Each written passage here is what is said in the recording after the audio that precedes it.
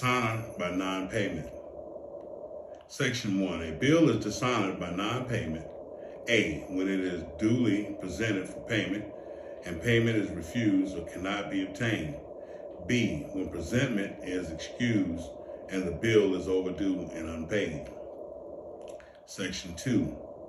Subject to the provisions of this Act, when a bill is dishonored by non-payment, an immediate right of recourse against the drawer and endorsers accrues to the holder.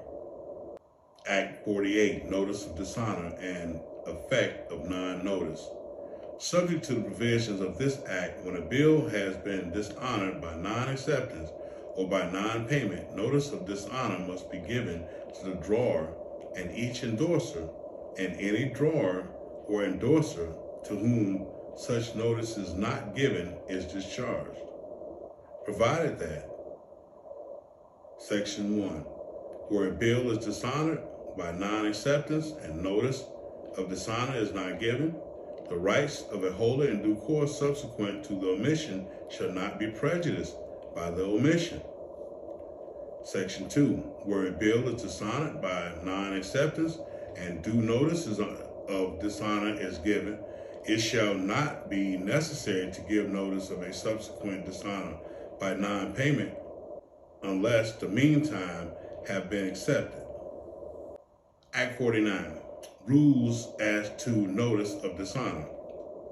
Notice of dishonor, in order to be valid and effectual, must be given in accordance with the following rules.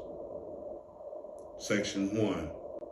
The notice must be given by or on behalf of the holder or by or on behalf of an endorser who at the time of giving it is himself liable on the bill.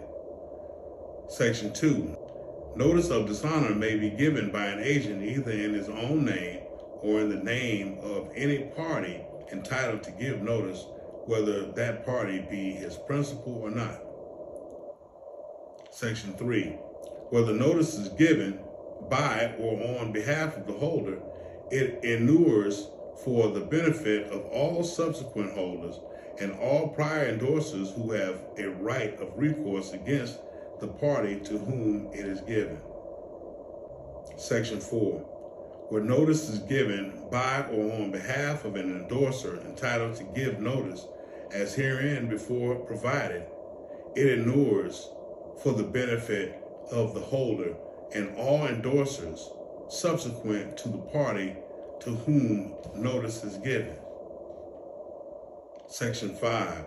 The notice may be given in writing or by personal communication and may be given in any terms which sufficiently identify the bill and intimate that the bill has been dishonored by non-acceptance or non-payment.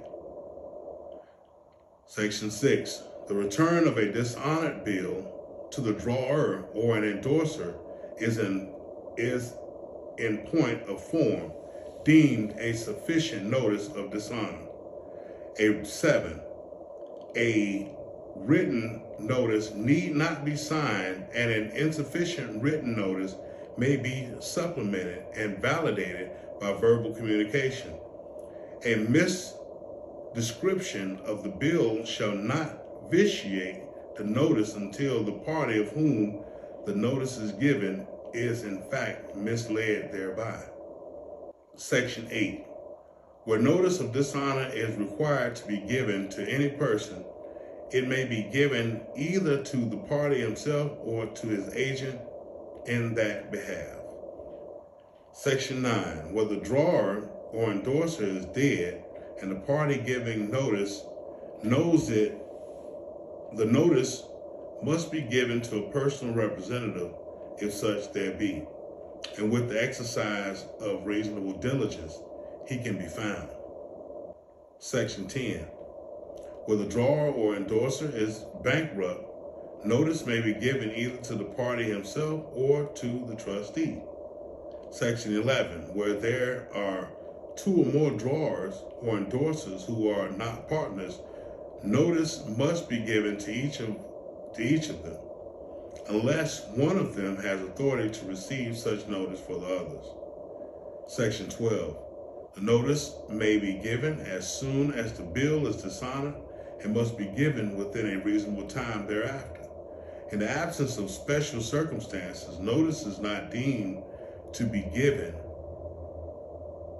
within a reasonable time unless A, where the person giving and the person to receive notice reside in the same place, the notice is given or sent off in time to reach the latter on the day after the dishonor of the bill. B, where the person giving the person to receive notice reside in different places, the notice is sent off on the day after the dishonor of the bill, if there be a post at a convenient hour on that day, and if there be no post on that day, then by the next post thereafter. Section 13.